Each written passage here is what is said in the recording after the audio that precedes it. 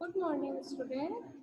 आज हम पढ़ेंगे पार्ट 8 क्रिया। क्रिया किसे कहते हैं उसके बारे में हम समझेंगे और क्रिया शब्द कौन कौन से होते हैं वो हम बताएंगे।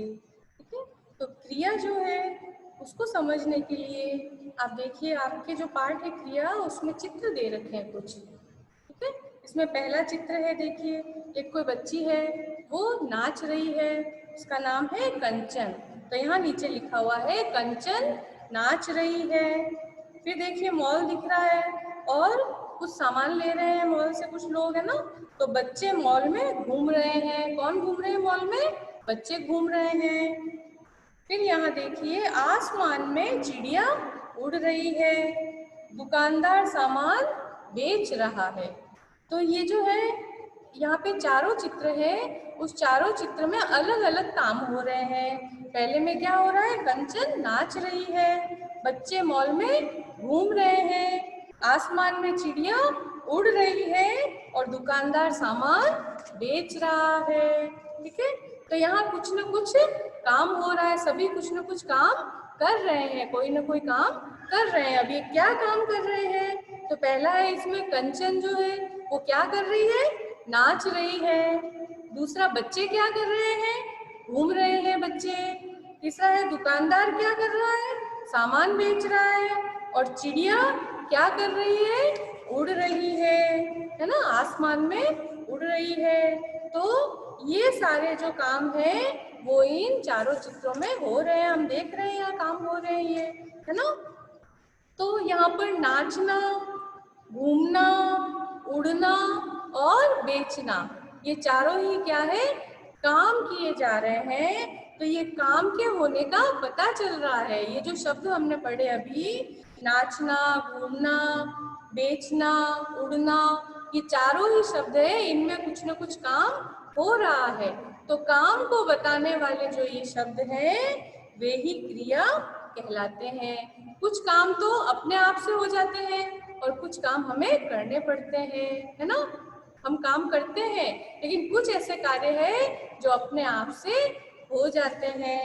ठीक है, तो अब यहाँ पे देखिए जो काम हम करते हैं वो तो हमें पता ही है, लेकिन अपने आप से होने वाले काम, सूर्य का उगना, है ना, सूर्य का छिप जाना, दिन रात होना, ये सारे जो काम होते हैं ये अपने आप होते हैं। और यहाँ और चित्र देखिए, रवि चित्र बना रहा है। आप देख रहे हैं ना, इसमें रवि चित्र बना रहा है। तो रवि क्या काम कर रहा है? चित्र बना रहा है। रवि के द्वारा किया गया काम है चित्र बनाना।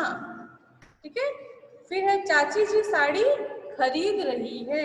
यहाँ देख रहे हैं दुकानदार है, साड़ी बेच रहा है और यहाँ चाची जी साड़ी खरीद रही है। तो यहाँ पे भी खरीदना जो है वो काम हो रहा है।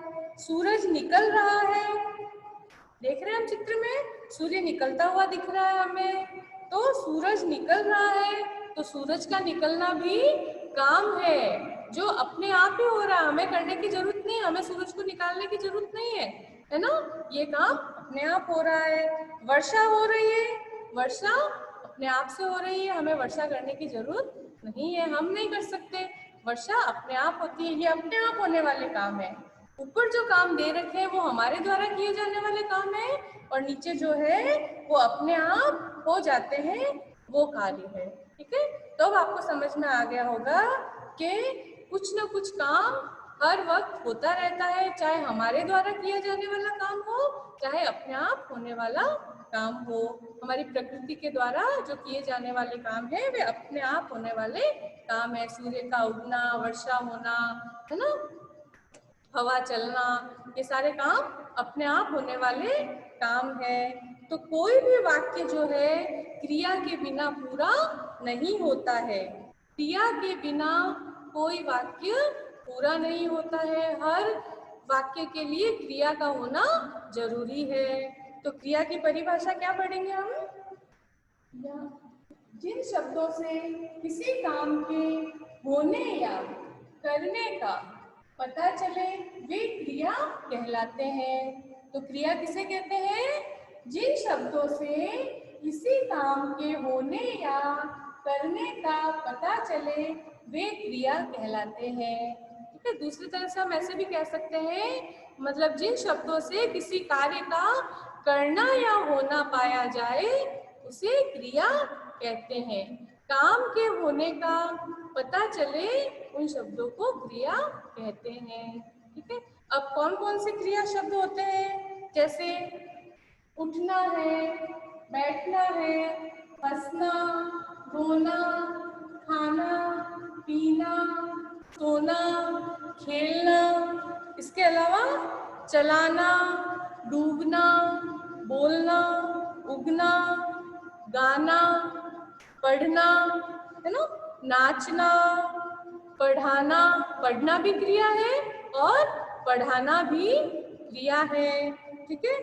काटना, सुनना, सुनना भी क्रिया है बेटा, सुनना भी एक क्रिया है। नहाना, देखना, धोना, ये सारे क्रिया शब्द हैं। ठीक है।